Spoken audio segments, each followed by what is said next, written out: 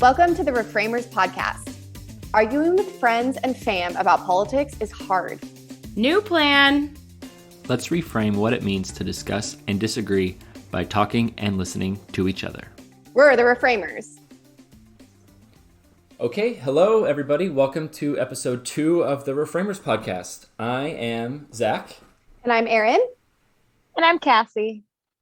And today we are going to be talking about gun control. So a very hot topic today in the United States, and we thought what a great time to jump in and kind of break this down, have a discussion. And so that's what we're going to do today.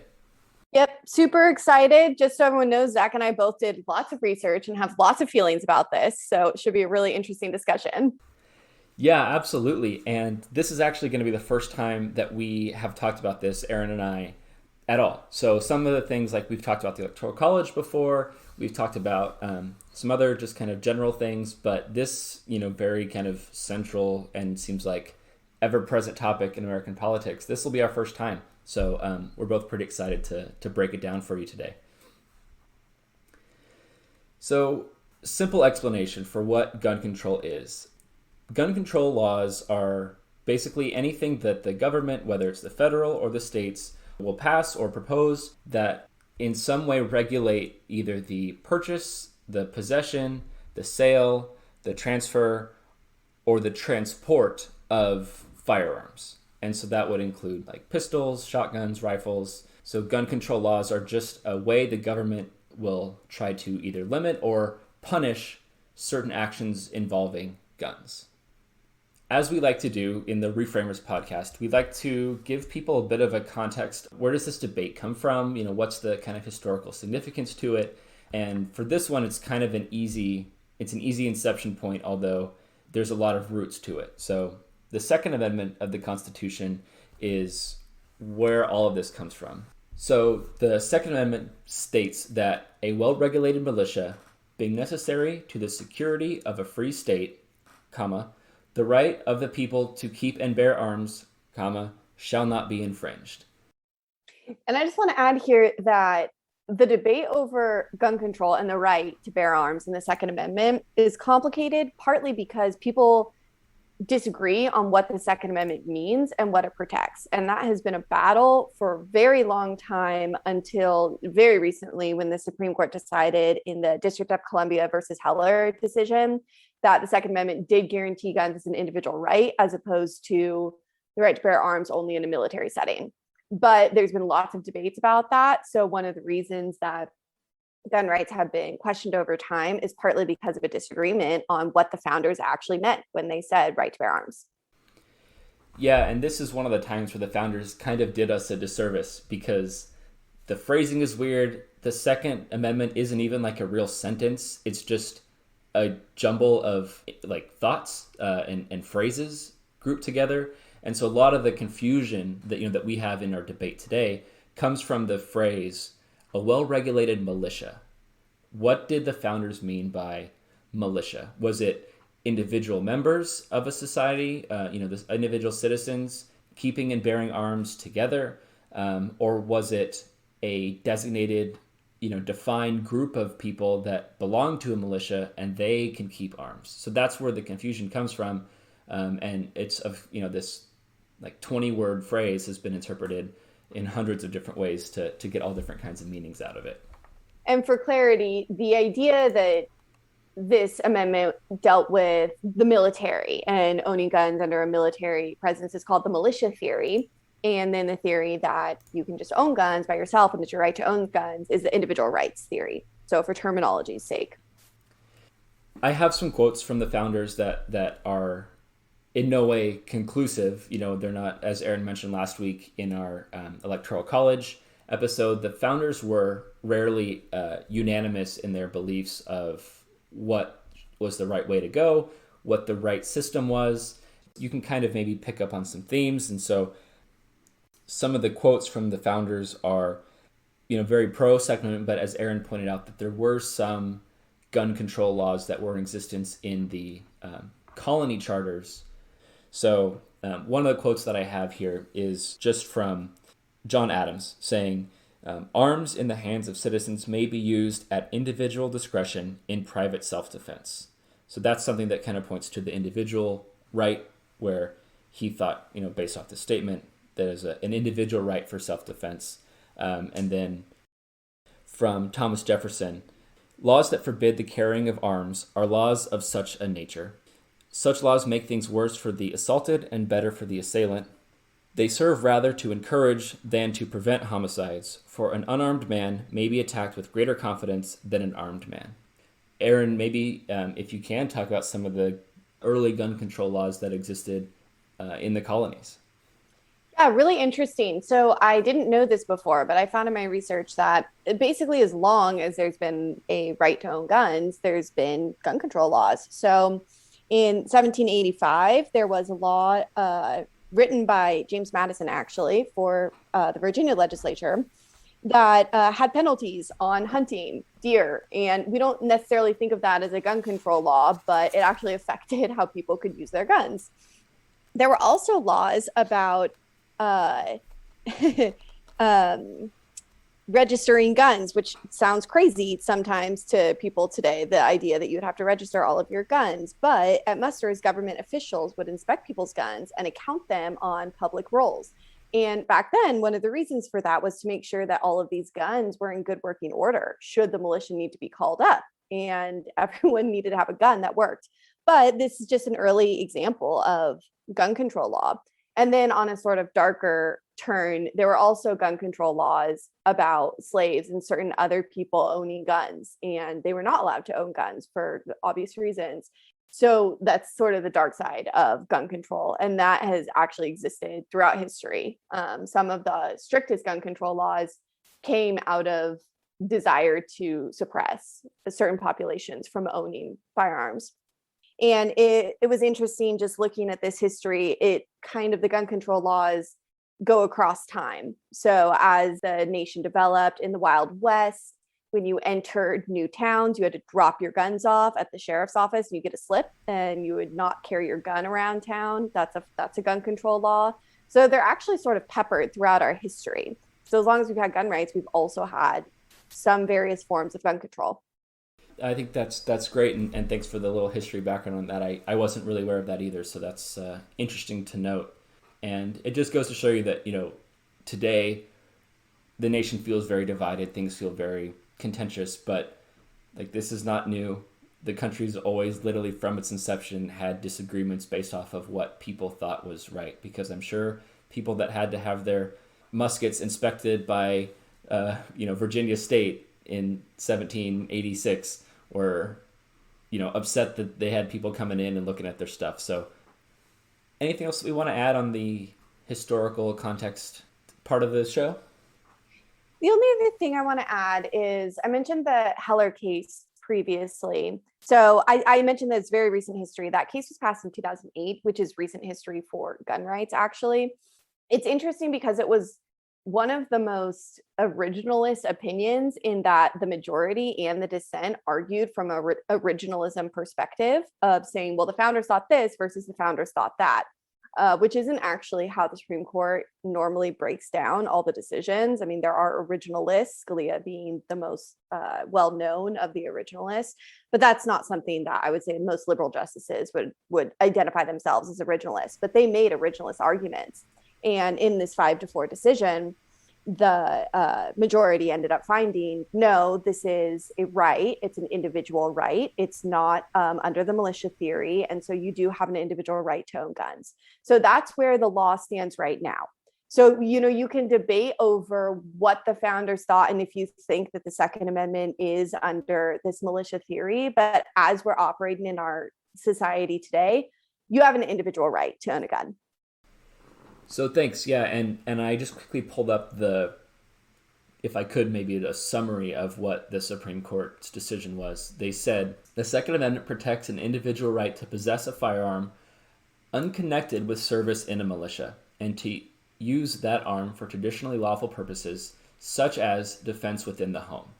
So it's obviously like a one sentence, but it is the text of what Aaron was describing, that it's not a militia right where I have to be a part of California, militia men organization, I can just lawfully possess a firearm for my own self-defense. We thought it would be helpful to define some of the terms that are often found in gun control discussions. And I just would want to add that the reason we think this is important is because there are certain terms out there that get used a lot by only certain people or only certain media outlets. And your understanding of an issue, we're only human. We speak with a language, with words, and that syntax really matters. And I think understanding what a definition of an actual physical piece of machinery is or does matters. And so we're hoping to sort of distill it down where it makes it less emotional so that we can kind of build up from there and talk about it. Thanks, Cassie. Yeah, that's a great point. We picked out 5 that we think are important for people to know in the discussion going forward. So oftentimes you'll hear the term semi-automatic. So semi-automatic is basic level is when you have bullets in a gun. When you pull the trigger one time, 1 bullet comes out. So for every bullet you would like to shoot from that gun, you have to pull the trigger that many times. That is in contrast to an automatic weapon where you have all the bullets loaded in the magazine, and a magazine is just a device that contains the bullets within. So you have all the bullets in the magazine and you hold down the trigger, and as long as you hold the trigger, bullets will come out until the magazine is empty. So that's kind of the main difference in most common firearms today is automatic versus semi-automatic. Now I mentioned magazine earlier, and like I said, the magazine is just a device that you insert into the actual gun itself that holds the bullets within. There's some that are, you'll hear this a lot too, you'll hear large capacity magazines, which are 30 bullets per magazine versus 10. And some states have ban on high capacity magazines, but the difference is just that they hold 10 rounds in a small or a regular versus 30 in a large capacity.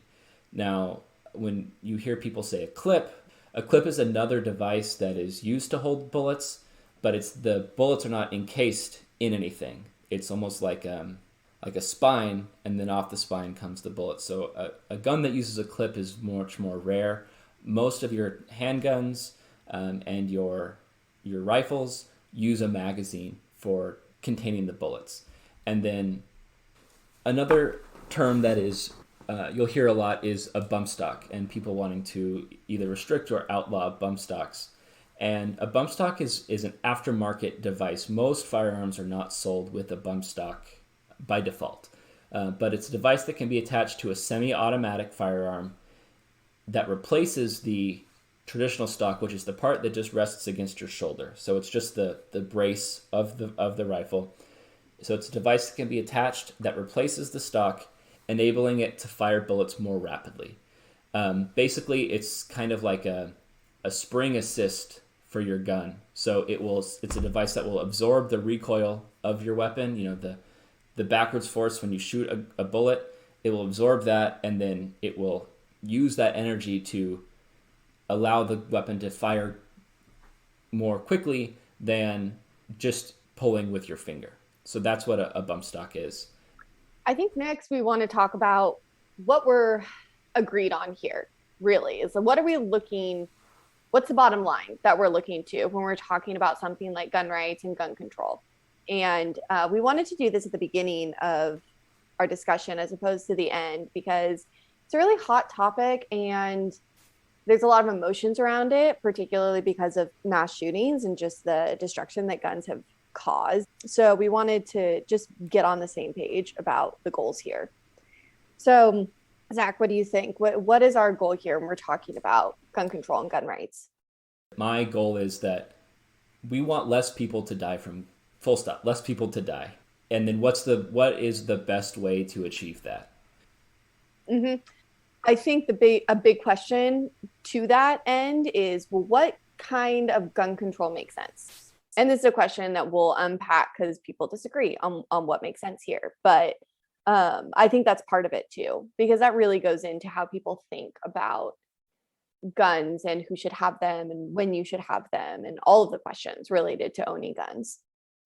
Yeah, that's I would agree that that's like kind of a secondary goal is like, okay, where do we balance the rights of individuals versus like the safety of the individual? I mean, that's kind of the whole thing, right? Is how we keep people safe while also not trampling on people's rights, and when is gun control appropriate, because it is at times.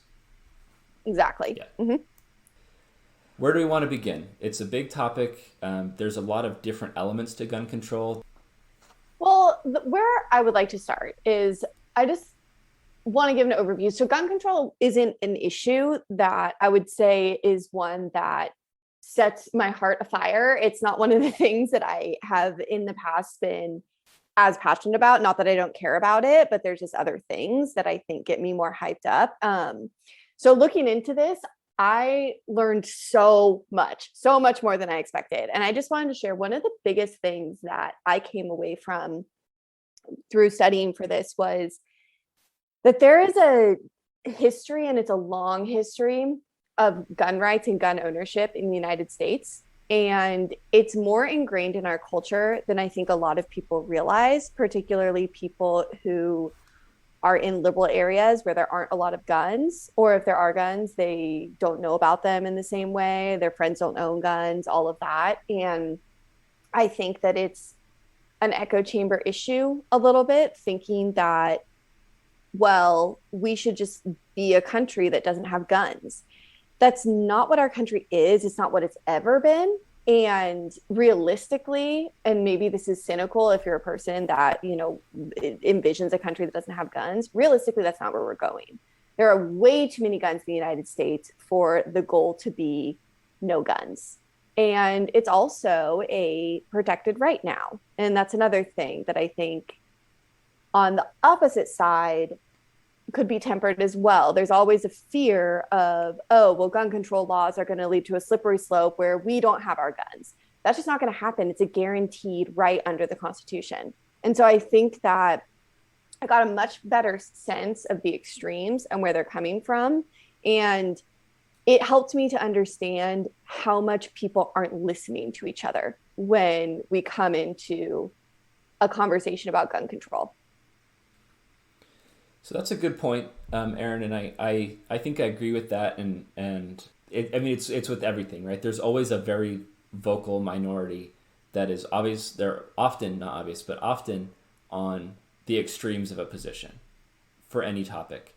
And I'll say that for being on the side that is very much pro Second Amendment and pro individual right to bear arms. What makes me nervous as somebody who's a gun owner and who's a Second Amendment advocate is you have people that are prominent positions of power, like, say, Dianne Feinstein, who in the assault weapons ban back in 1992, I think, or 94, she's on like 60 Minutes and she says, if I had the votes in the Senate to turn all the guns in, Mr. and Mrs. America, turn them in. I think that's like a direct quote. That's what scares me. And so while I know it's a constitutional right, it's protected, and the logistics of going towards that end are a nightmare. How are you going to enforce we own more guns than any other nation in the world. The logistics of it are a nightmare. It's the rhetoric that some of these people that are on the very vocal minority on the other side that make people nervous. And so I think it just is a constant pong battle, upping the rhetoric and the emotions.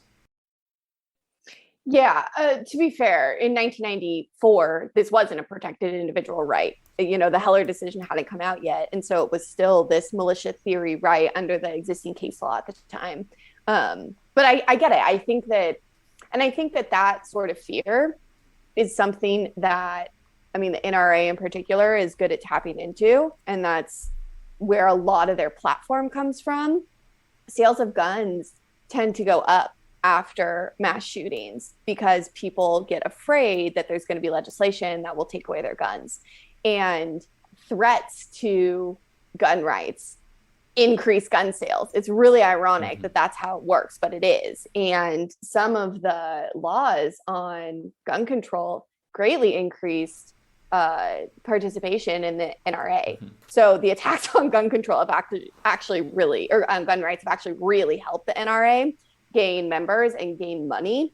But from my side, from the other side, I think that there's gun control that needs to happen. And it's not everything that we have right now, but there's, again, these extremes. And I just don't think I realized how extreme the extremes are. And I don't think they're vocal minorities.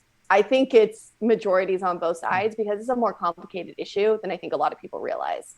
And on the gun rights side, it's anything that's a law about guns is ultimately going to lead to our guns being taken away. And on the gun control side, it's any law that's about guns, even if it's not effective, is something that we need to pass. And those are both extremes, but I think they're vocal majorities, not actually vocal minorities. And this is one of the problems, I think, with this debate, is that we don't actually have a lot of conversation in the middle, hardly any, actually. And it's pushing people to these extremes because those are the only messages that they can go to right now. Yeah, I think that is a good point. And I think it's important to know, because oftentimes the emotion of the debate is where people jump from. Like, that's the start. That's their leading appeal, is the emotional side of things. Well, you point to the mass shootings, or you point to the proposed legislation, and it's fear on one side, and it's empathy and compassion on the other, and each are emotional drivers towards a specific goal. But I think it's important to note that and I will say, our media is so influential in Americans' perception of this debate, because according to Pew Research, there's violent crime from 1993 to 2019, which violent crime is including homicides, right? So all gun-related deaths, whether it's through a mass shooting or just a domestic abuse issue or whatnot. Violent crime has decreased by like half from 1993 to 2019. And property crime has also decreased about half per 100,000 in that same time period. So there's a huge trend down in terms of violent crime and property crime in the last almost 20 years. But the perception amongst Americans, by the same Pew Research poll, 60% of adults think that crime is actually higher than it was the year before every year that survey was conducted. So while our nation is getting safer overall, there's less gun deaths every year. Not true, but the per capita is going down. Our perception of it is that it's running rampant and growing bigger every year. And I think that that's important context to start from, is that we are getting safer relatively than we were 2 decades ago. Yeah, it's an interesting point. I agree with you. I think we're going to probably have a conversation about the media at some point, but this is an issue that's perpetuated by all media outlets. It's a huge problem. And I mean, many people, you probably saw the article about the US's reporting on COVID and how it was so much more negative than the other countries reporting on COVID. And it's because we as Americans just consume these negative stories more. And so there's more interest in the media, and then there's more money. And it's a really vicious cycle. It's not that our crime rates are getting so terrible. And it makes me think of how the left and the right have each used this to different degrees in politics. And I think another thing that's important to mention about gun violence, and this is something that everyone knows, but then kind of forgets when we start talking about gun control, is that most gun deaths are suicides, not homicides. And this is one of the big issues when you're talking about gun control. How do you prevent people who are suicidal from getting guns? So I have some statistics I just want to say so that we know. This is from the Gun Violence Archive. It's a really great website that monitors gun violence statistics in different states, across different organizations. And so it's a good place to look for these statistics. So in 2020, the total amount of deaths from guns was 43,553. Of those, Homicides, murders, and unintentional deaths were 19,397, and suicides were 24,156. So you can see, I mean, it's 25,000 more or 2,500 more people died from suicide than from homicide from weapons in 2020. So a lot of the gun control laws, which, like I said, I support, and I think there's more that needs to be done, but a lot of them are not targeted at where most of the deaths are actually coming from, which is from suicide. Yeah, and those figures are supported widely in other research as well. So CDC data supports that, as well as a pretty in-depth study done by 538 that was visually great. So I'm going to include like all of the stuff that we're referencing today in the show notes. So when you go to the show and you rate us 5 stars because we're amazing podcasters, you'll be able to find all of these resources listed out there. And yeah, going back to 2012, that is basically holds true that around 2/3 of gun deaths are suicides. And so the solution for that is different than the solution for a homicide. And a solution for a gang homicide is different than a mass shooting. Like, those are all very different scenarios that cannot, in my opinion at least, cannot have a one-size-fits-all fix. Yep, I agree. So, I mean, now that we're on the topic of legislation, Yep. It's interesting. There's a whole timeline of legislation. You can pretty much look it up anywhere if you just Google timeline of gun control legislation. There's not actually that much. If you're looking at federal legislation, there's a lot more in the states. But it's interesting how it's developed over time. So there were, black codes in the 1860s that prevented African Americans from owning guns. So that's post-slavery, but still used to prevent populations from having guns. The first major legislation was in 1927. It was the Miller Act, and it banned mailing concealed weapons. And then there's more going through the 30s. There's the Federal Firearms Act in 1938, which required federal licenses to sell guns.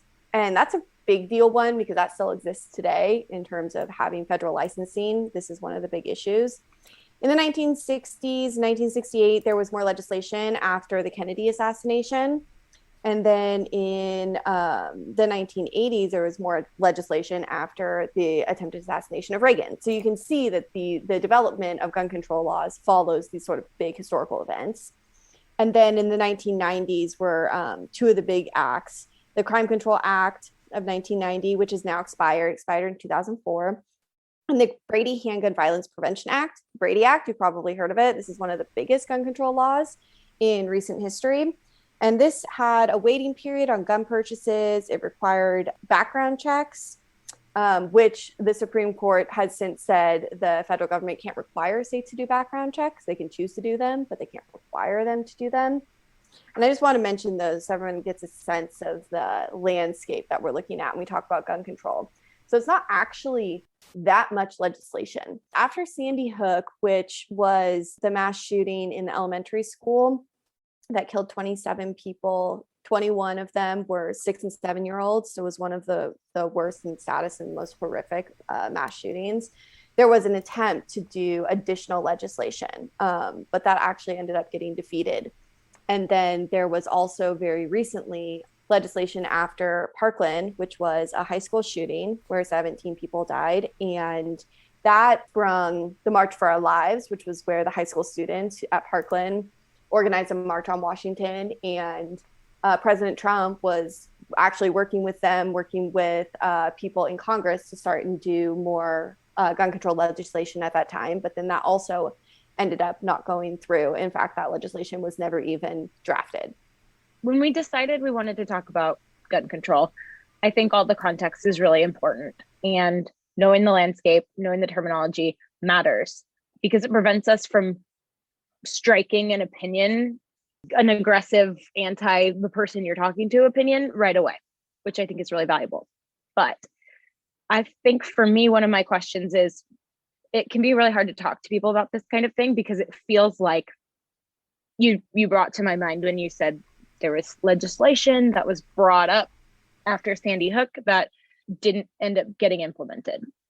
And so I feel like that kind of sentence, not that anything you said was wrong, but that kind of sentence holds emotion in it for a lot of people that hear it of feeling like, oh my gosh, this horrific act has happened. Why is nothing being done? Why can't we prevent this? Who would not want something to pass that would keep people and children safer? And so I think I just wanted to bring that thought up in our minds, because it's something that as a layman, I feel like that is what we see on the media is, oh, like these people don't want to protect us, X, Y, and Z, whoever you are, whoever us is. Do you guys have thoughts on that? No, I think it's a good point. I mean, that's the meat of the issue, right? Is that when there's something that is proposed, there's always opposition. And why is there opposition? I'll say one of the most, I think, productive conversations that I've had before about this topic is actually with your folks cast when we were in Washington, D.C. They were kind of questioning me on my stance about where I felt about gun control. And I mean, I think that a lot of the perception, and I could be wrong, but the perception is that people on the right are every gun law is an infringement. And there are people that feel that way. But I'll say, me personally, I feel like it does make sense to have some gun control legislation, kind of like we alluded to earlier about what is, in the opening of this topic, what is appropriate in the safety versus liberty trade-off. And I think, limiting possession of firearms to people until they're a certain age makes sense. I support that. If you're a convicted felon, you shouldn't have a gun. I think that if you have domestic violence claims against you, deprive people of a tool to more easily commit domestic violence. Like, these are things that I think are making sense. And I'll add that I think that the background check process that we have, Aaron mentioned one of the acts establishes a federal firearms licensed dealer.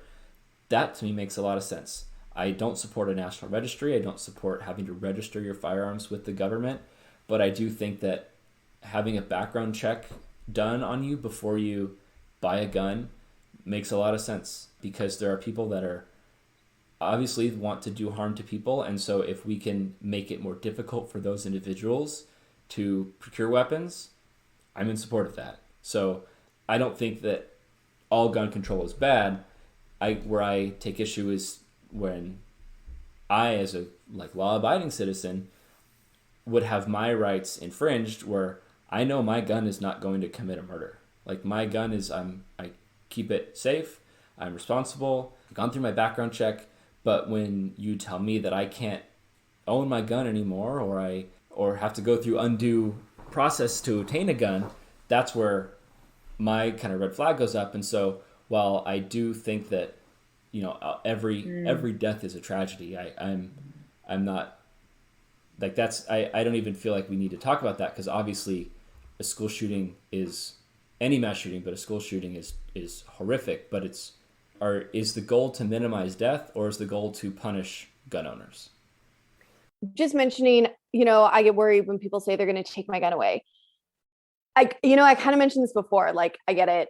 Feinstein said it in 1994. People say it, but your guns aren't going to be taken away. And this is just, to me, this is just this fear tactic. And it's how people get drawn into more extremes. And I don't think that you're extreme. I don't think what you're saying is extreme, but I think that this is the method of doing it. And it's really hard when you're looking at the legislation, especially the legislation that hasn't passed.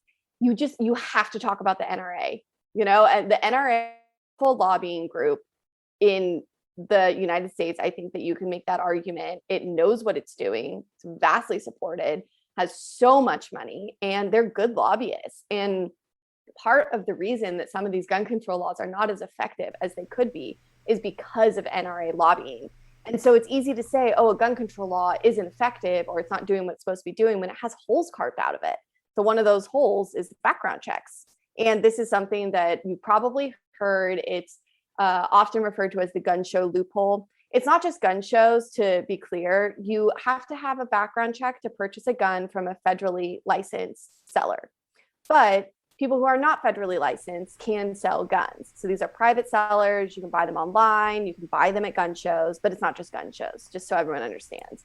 That's a loophole that's been in the law since we had the Brady Act. And that's been tried. The Congress has tried to close that loophole multiple times. One of them was after Sandy Hook, another time was after the Parkland shootings. And that's something that the NRA has done everything they could to make sure that that loophole doesn't get closed. And, I think that yeah, we can say, oh, well, we can have this like balanced legislation. I think that is balanced. I think that's super reasonable. But even that reasonable step of making sure anyone who has a gun has to have a background check is something the NRA, who speaks for the gun community in a big way in Washington, D.C., at least, that's something they don't support. So it gets frustrating. Like for me, it's frustrating to think about this because it's like, even if normal people agree with these things, like you said, you support background checks. 92% of people, when asked about this in a Gallup poll in 2018, said that they favored background checks on all gun sales. This isn't controversial, and yet the NRA is opposing it.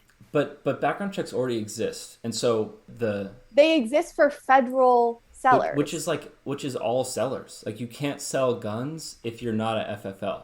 I can do there's additional, like you mentioned, there's additional requirements if you're doing a private transfer, but the amount of guns that are sold in private transfer is minuscule. I mean, if I buy a gun from... The statistic I found was 40%. I don't think so. I mean, if you're I can give you the source. Sure. I mean, that's what I found. I would love to take a look, but I know that if you're... The gun shows that I've been to, the majority of the people at the gun shows are like your local gun shop who's an FFL. And so if you buy a gun at that gun show, you still have to fill out a 4473 to initiate a background check, and you have to go through your waiting period. So even though I gave the guy money at the gun show, I'm still going through... It's called NICS. It's the National Instant Criminal Background Check System. And I still have to pass that before I can take possession of the gun. So, I believe this is your experience. I'm just telling you the statistic that I've read. And the source for it is Spitzer's Politics of Gun Control. This is a book that was written by a professor, and this is cited in a book called Gunfight by Adam Winkler. He's a constitutional law professor. Okay, cool. And it says 40% of all gun purchases occur through private sales at gun shows, at flea markets, through classified advertisements, or among friends with no background check. So I'd be curious to see, because I that's an incredibly high figure. 40%, and I would be very surprised if they're accurate, just because I don't know, I could be wrong, but I mean, every new firearm has to come from FFL, and so I know every year, more and more guns are bought than the previous year, so I'm just surprised. So maybe I'm wrong. I'd love to check it out, and I can add something at the end once I check it out and see if I'm wrong. I'll definitely own up to that. But I do know that if you are going to go through a private transfer, you still have to, and especially with the private transfers between individuals, different states, you still have to go through an FFL. So already there are laws in place that if you are selling a gun to somebody who you have reason to believe shouldn't own one, or you're selling a gun privately for people that are not in the same state, that's already illegal. I just am worried when people say, oh, we need to close the gun show loophole. Like, okay, if we want a background check for every gun that's sold for every transaction, that's one step away, in my opinion, from a registry, because then who they belong to. I guess I think that's a good thing. Like, you should know who has these guns, and I don't really see what the big issue with that is. I think the issue is that generally the government keeping lists on people is not a good thing. And so I'm not in favor of the government having a list to know, here's who has the guns, and here's who has this gun and this gun and this gun. That's concerning me, because the other side of the gun control debate, there's the individual freedom of it, but then there's also the government tyranny side of the debate, where guns are a very effective tool, bulwark against government tyranny. And there's a ton of examples through history of governments confiscating weapons and then committing atrocities, infringing on people's rights, lives, genocides. Those examples are numerous, and the United States has a very strong defense against that. Yeah, I hear that. I think that's, especially when you look at confiscation of guns or preventing guns from certain populations, minority populations, that's a huge problem. Like the Black Panthers, for instance, specifically wore guns because they wanted to show like we're here and we don't approve of what the government's doing. They didn't use them, but or in most cases, but it's I get that. It's a little hard to take that argument with the January 6th insurrection, where a lot of people brought guns to Washington because they believed the election was stolen, and it wasn't, based on false facts, thinking that they were fighting tyranny. And I think that is the really, really dangerous side of this tyranny argument, when there's people who are like fighting the government off of things like that. I don't want to get too far into that because I think that's almost a different discussion. But I guess when it comes to the background check thing,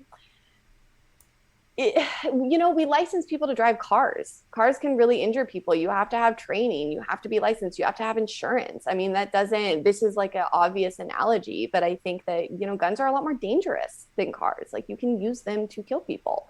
So I just don't think that it's asking too much to say, yeah, you have to have a background check to have this dangerous item. You have to have a license to drive a car.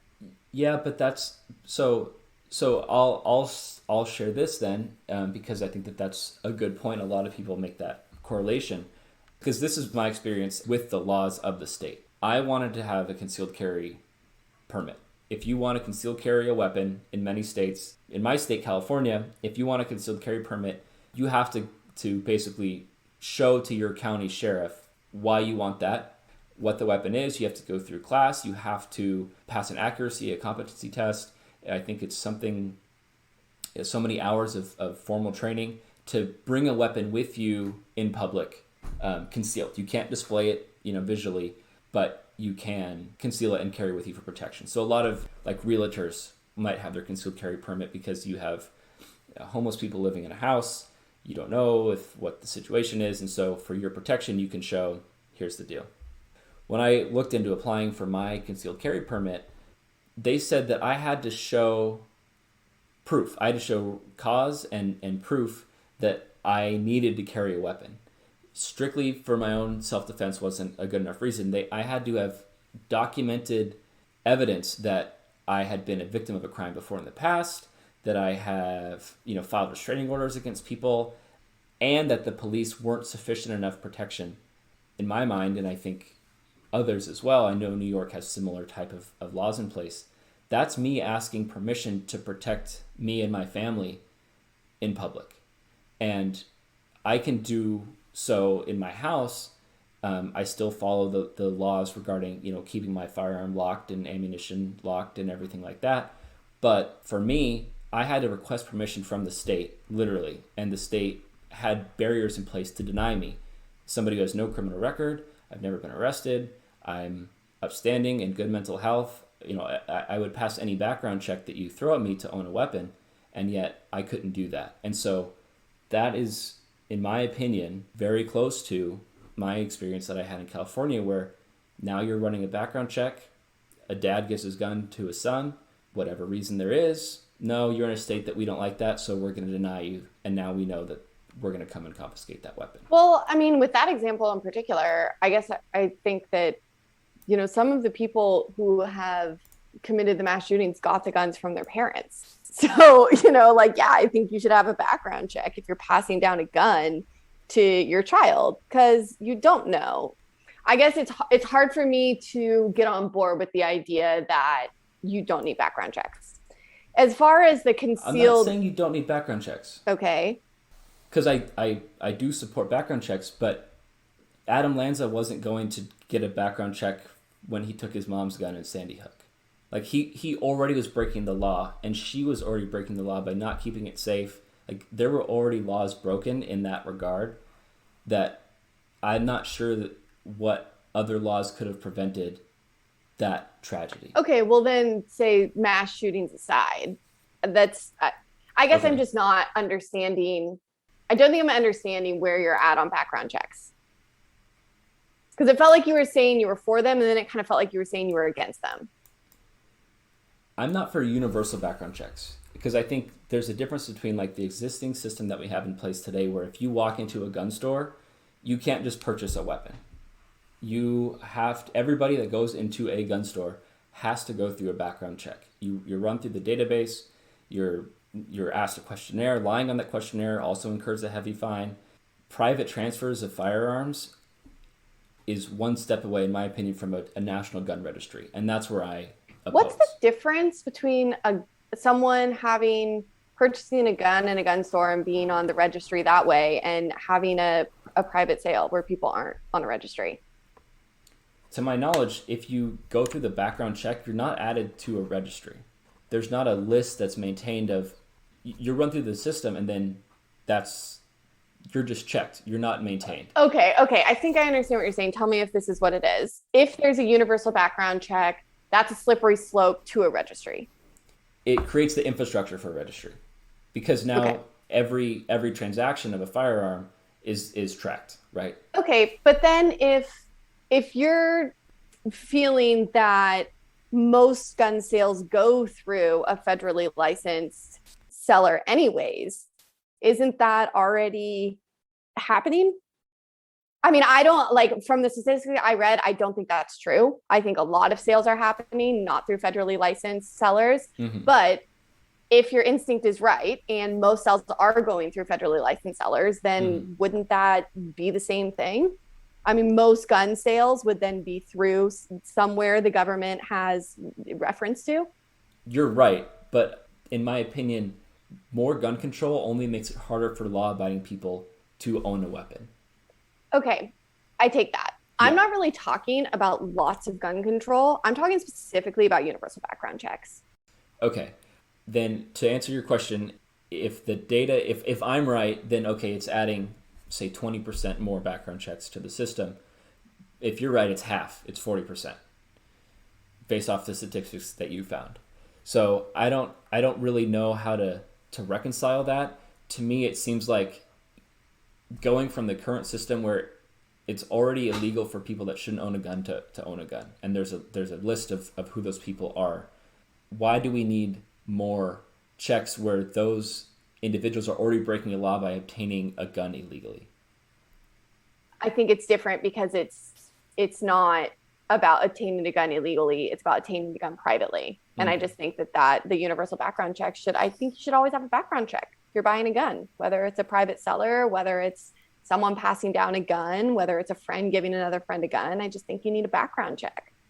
So, and I think that the background checks have made a difference. I mean, the bradycampaign.org has some information that says between 1997 and 2014, the background check requirement stopped 2.1 million gun purchases, which included 1 million felons, 291,000 domestic abusers, and 118 fugitives. The definition of fugitives have changed since then, but when you look at something like a background check, it actually is making a big difference in terms of who gets guns and who doesn't. And I think that there's fear around increased background checks because of this slippery slope argument of, oh, if we allow this, then we allow this, then we allow this. And I think that the fear of the slippery slope isn't a good reason not to take a very, I think, reasonable measure on ownership of guns. So I found something that kind of says something contradictory to that the California specifically, in 1991, California imposed a comprehensive background check for firearm sales and prohibited sales and possession of people convicted of misdemeanor violent crimes. The legislation would keep more guns out of the hands of people who shouldn't have them. That's a quote from Republican governor. And they said more than a quarter of a century later, researchers at Johns Hopkins and UC Davis dug into the results. Researchers compared yearly gun suicide and homicide rates over the 10 years following the implementation of the laws, and they found no change in the rate of either cause of death from firearms through 2000. I agree that checking is good, because if you have somebody who's mentally unstable, who has a history of drug use, like, they should be prohibited from buying. So I don't think that, I'm not arguing that background checks aren't effective at all, but I don't know that instituting harsher, stricter, more intrusive background checks will catch more criminals, because criminals typically don't get their guns through an FFL.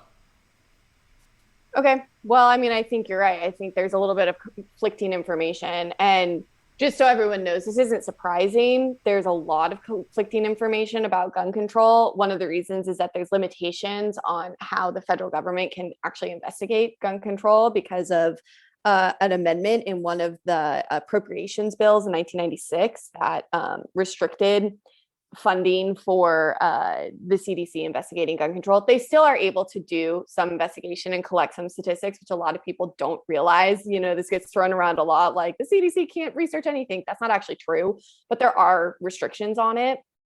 And there's a lot of different studies and different advocacy on both sides. And so you end up with some conflicting statistics and information, which totally muddies the debate and it makes it really hard. So just so people know, that's an issue when you're talking about gun control. Yeah, for sure. Yeah, I think that CDC rule just recently changed in the last few years, right? I thought it was fairly recently. Yes, I think recently. Yeah.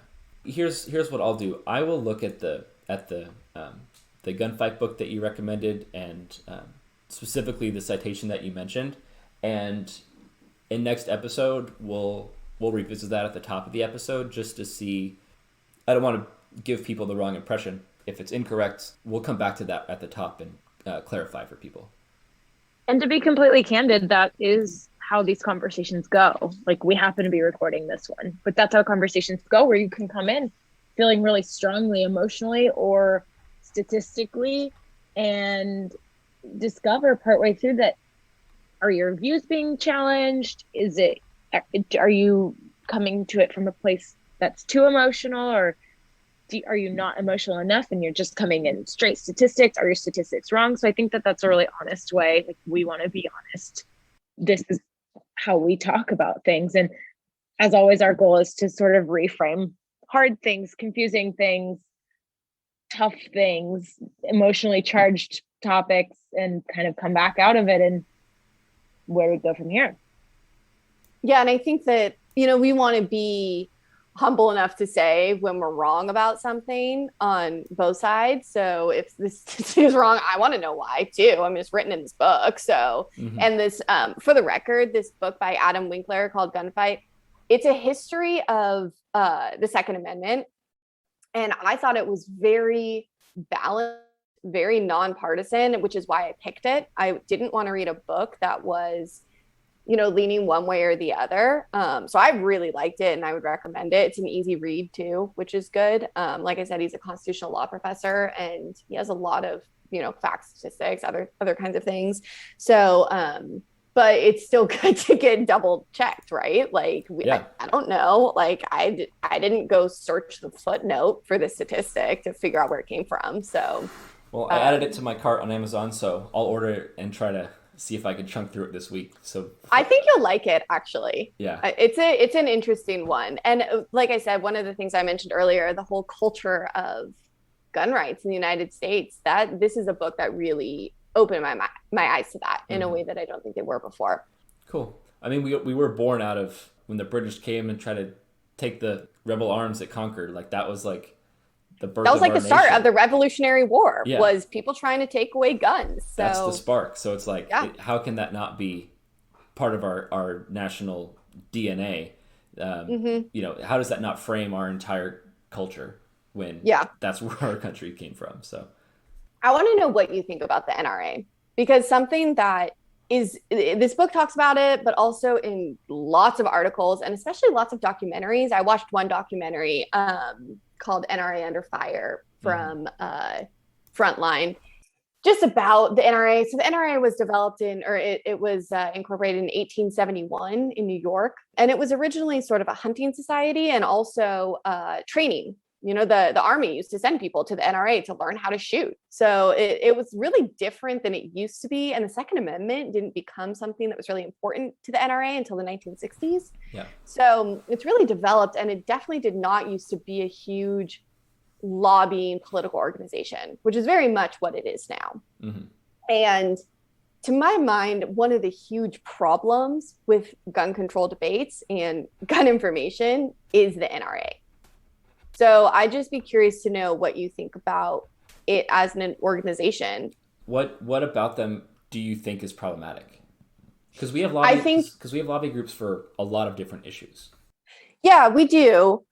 I think that they're bigger and they're more influential in terms of their lobbying. And so I think that's one of the reasons it's a problem. Like I think lobbying in general is sort of a problem, but I mean, Agreed. just the way they're endorsing candidates, the amount of sway they have, like it was really interesting after the March for Our Lives and President Trump was looking into potentially having gun legislation. Mm-hmm.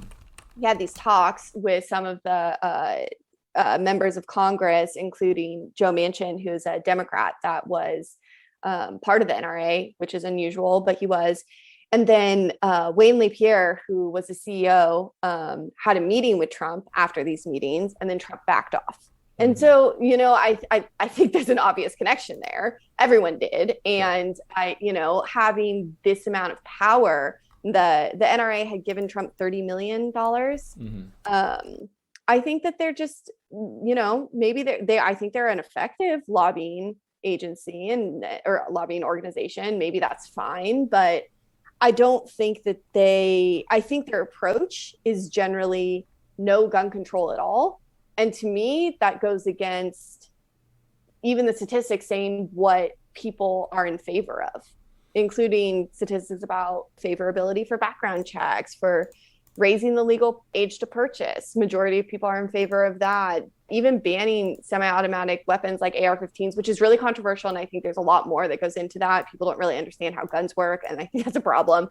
But even people are in favor of that. And every one of these things, the NRA radically opposes. And so I think they have a lot of power and they're not representing the will of the people. That's my problem with the NRA.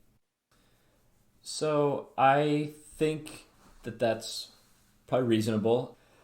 I think that sometimes the NRA, I mean, they're effective. I'll give them that. No matter what you say about them, like they are effective. I don't always agree with the tactics, but I don't support a AR-15 ban. And so for me as a gun owner and as somebody who lives in a state where it's very difficult to acquire an AR-15, I feel like the NRA does kind of speak for me. I don't know that they're always effective. I think that I prefer other gun lobbying groups that are more focused on like lawsuits rather than just strictly lobbying. One of them is the Firearms Policy Coalition. I like them a lot because I don't know how much lobbying they do, but they do advocacy and they do sue. That is, I think, more effective and less saber rattling than the NRA is. I don't think the NRA takes politicians who are anti-gun and swings their vote to be gun. I mean, I think that when you're having people like, big one was Beto, right, in the Democratic primary, who's like, hell yeah, we're going to come for your AR-15s. Like, I did appreciate that the NRA was there to advocate against that. It's the most popular weapon in the country, and it's no different from a like 22 ranch rifle that you have that is wood. Right. And that's why I said I think there's issues with the AR-15 thing and that people don't understand differences between guns. I think that's one of the problems when we're talking about gun control. Yeah. So I agree with that. But it's just, I think there's other gun rights organizations that do a better and more honest job and don't do the fear-mongering thing that the NRA does. And so that's something that really bothers me about them. And also right now, just for reference, there's big charges of corruption against their upper leadership going on. The New York Attorney General, Letitia James, has a lawsuit against them currently because of misappropriation of money, which happens in lots of organizations, not to downplay that. But I think that's another like strike against them. If they're misappropriating the funds that people are giving them, that's also a problem. Yeah. I mean, I'll say that because they are pro Second Amendment, in spirit, I support them. I was an NRA member, but I decided a couple years ago I'm not going to renew my membership with them. I just didn't feel like it was an effective use of my money. I now would rather donate to, like I mentioned before, the Firearms Policy Coalition. I agree with you that they are fear-mongering. I don't think that's great for the environment, but the messaging, they are defending, in my view, they are defending my Second Amendment. So it's hard to separate that for me personally. Okay. Yeah, I get that. We might need to cut because we're going long, but I just have to ask you about this. Yeah. So in terms of your Second Amendment rights, this is something that like I hear over and over and over again, right? It's like, these are my rights and you can't trample on them. I get that. Mm-hmm. But the thing is, for any right that we have, there's restrictions on it. Mm-hmm. All of our rights, including something like freedom of speech, which is a really protective right in the United States, but we have time, place, and manner restrictions, right? You can't just say anything anywhere all the time. Mm-hmm. There's restrictions on newspapers. You can't just print anything about anyone all the time. You can't maliciously print false things. So there's restrictions on our rights. And I think that the approach of the NRA and some of these other gun rights groups is you can't restrict this right at all. And if you are, you're breaking the Constitution, you're not protecting our rights. And I think that another thing that people don't think about is that in order to have our other rights, we have to pull back on some. So this really comes up with like freedom of speech versus freedom of religion. They're always in competition with each other. But even something like freedom of assembly, if you can't go out and assemble and not be afraid of like a mass shooting, then you don't actually have that full right. If you can't go to school, which isn't a right under the Constitution, but say, the right to education without being afraid of dying at school, then your right's not being protected. And so I think there's a balance of rights here as well. And the Second Amendment right, I would argue is not the most important right in the Constitution. Some people would argue that it is. Even if you take that argument, there is restrictions on it. And that doesn't mean that you're not respecting the Second Amendment. Sure. Yeah, well said. I do think that certain restrictions are appropriate, even though selfishly I wish they weren't there. I think it's under the National Firearms Act. You have to undergo an additional background check, and you have to pay a $200 tax to obtain a silencer, or silencer is a bit of a misnomer, but a suppressor to make your gun shoot quieter, or to obtain an automatic weapon. So automatic weapons are illegal nationwide, majority, right? You can, if you obtain the tax stamp and undergo the scrutiny, then you can obtain an automatic weapon. So I do think that in general, I think it's probably a good thing that automatic weapons are a little bit more restricted than semi-auto.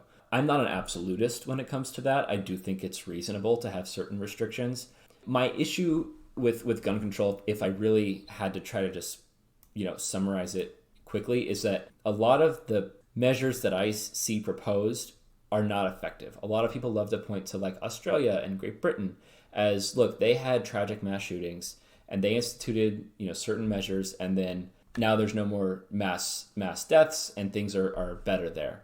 If you look at all the data from that, the Australia ban, the England ban, in my opinion, going back to our original goal for this debate was less people dead.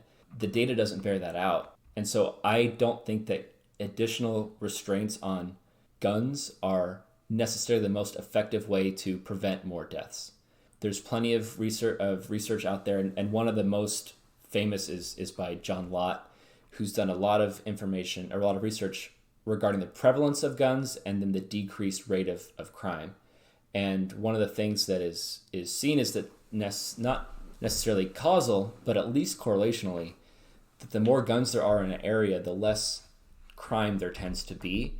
So I think that certain restrictive measures in place are a good thing, but I don't think that overdoing it and creating too much of a restriction, I think that actually has a negative effect on public safety and could lead to more death. It's a fine line to try to find out what the right balance is, and I don't know what it is, but I do think that you should have some restrictions.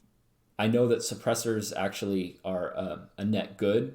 I know a lot of the hunting community would love if suppressors were more available, just because it's safer for your ears, safer for the shooters. So, yeah, I talked to one of our friends named Spencer about this, and the suppressors was something he specifically brought up, that this is something that people use for hunting so that they don't go deaf for the most part. And also The suppressor doesn't work the way, movie silencers work. It doesn't make a gun silent. That's not how it works. Yeah. So I do want to mention one quick thing about John Lott.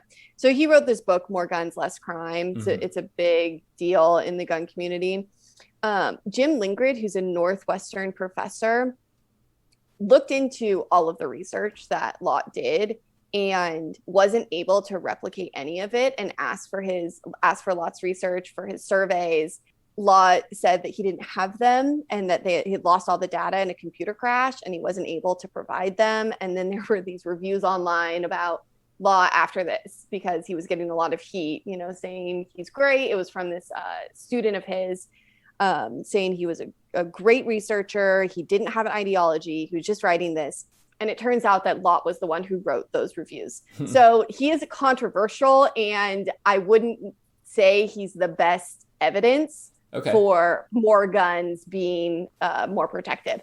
There may be other statistics out there that show that, but I don't think that John Lott is necessarily the best source. Okay. I mean, that's good to know. I'm glad that you brought that up. I will say some of the research that he's done has been backed up by other institutions. So maybe it was that specific study. I'm not sure.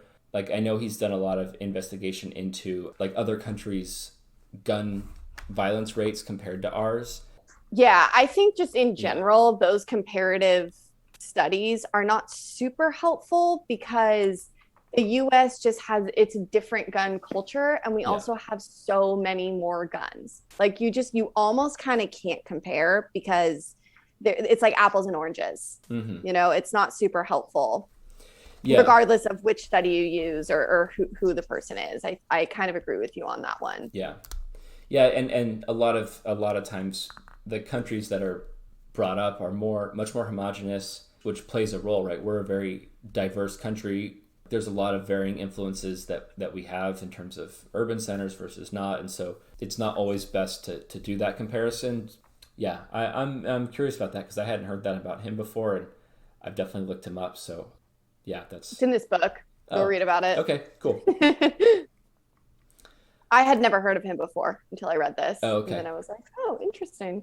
So this professor, Jim Lingrid, apparently he went after John Lott, but he also went after some liberal person who wrote a opposite sounding book, and he tried to go back and fact check all of it. Mm-hmm. And like 90%, not 90%, a huge percentage of it was made up. And this person I can't remember who it was, Bareilles or something, had like written a book, and it got a prize, and the prize got rescinded. Like this professor just has it on his back to go fact check people, I guess. That's cool. We need people like that for sure. We do. Yeah. We do. It's cool.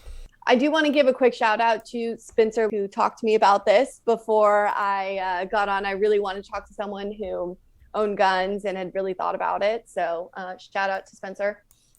Thanks, Spencer. Yeah, I think there's a lot more to unpack, and we'll address it in the future. Sounds good. Yeah. I'm looking forward to part 2 of gun control. Me too. So I do want to just do a quick little wrap up. I think we had a good discussion on it, and I don't think necessarily disagreed as much as I thought, but also there were some disagreements in positions and stuff. So I appreciate that, and I'm glad that we were finally able to talk about it. Yeah, me too. After I finished doing my research, one of my thoughts was actually, I bet Zach's going to be surprised by things that I agree with when we talk about this. Yeah, definitely was. I tried to not come in with any preconceived ideas of like, how you would feel about X, Y, or Z. So I think the biggest thing was the background checks, and I feel like everything else we were like a little bit more aligned and at least with wiggle room. Yeah, I'm glad we talked about it. For sure. I think that's just about going to do it for us. If you liked the episode, if you found it informational, or if we helped you sleep, or whatever the case may be, please rate us 5 stars wherever you're listening. It really helps. This is episode 2, and we hope to be doing this for a long time. And with your support, we can make that happen. If you have questions, please write into us. We're on Instagram. You can email us. We're on Twitter. We're on YouTube at Reframers Podcast, and you'll find us there. We really love the support and look forward to talking to you guys next time. Have a great day. Thank you. Thank you for listening to the Reframers Pod. We hope you enjoyed the episode. If you did, please rate and review us 5 stars and subscribe so you can always catch our latest episode. You can also find us on YouTube, Instagram, and Twitter at ReframersPod.